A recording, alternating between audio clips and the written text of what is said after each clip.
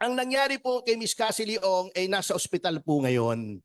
And she is having mental health issues. At sino ba namang hindi magkakaroon ng mental health issues? Kung gano'n ang trato sa'yo, 2 beses na. Na kung tratuhin ka para kang busabos doon, notwithstanding the constitutional injunction that resource persons' rights should be respected. Yung sinabi ng court sa NERI, in the NERI case, na dapat hindi binabastos ang resource person, which is part of the law of the land, at ang mismong rules ng House that resource person should be treated with dignity and respect. Nga binabaliwala na sinong hindi magkakaroon ng mental health problems, 23 years old na babae, orphan, gaganunin mo, aarestuhin mo without charges na napaliwanag ko na.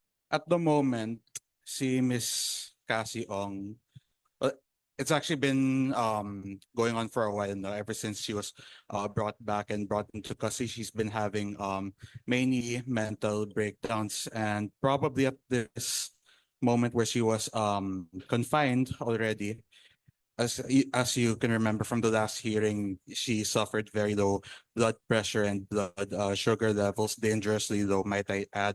In fact, their medical equipment could not even read levels properly. That's how dangerously low it was. So at that moment, that must have been the physical or psychosomatic manifestation of her mental health problems. Because you have to put it into perspective. You're just this young girl, you're just living your own life, and all of a sudden you're brought back and you're subjected to all these legislative inquiries, which are even accusatory in nature already, right? So who wouldn't have a mental breakdown at that moment?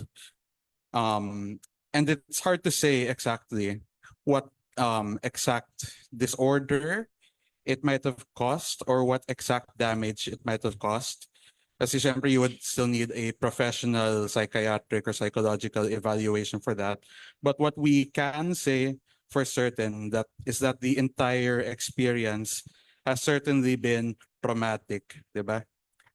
So because of this trauma, she's been experiencing several breakdowns lately.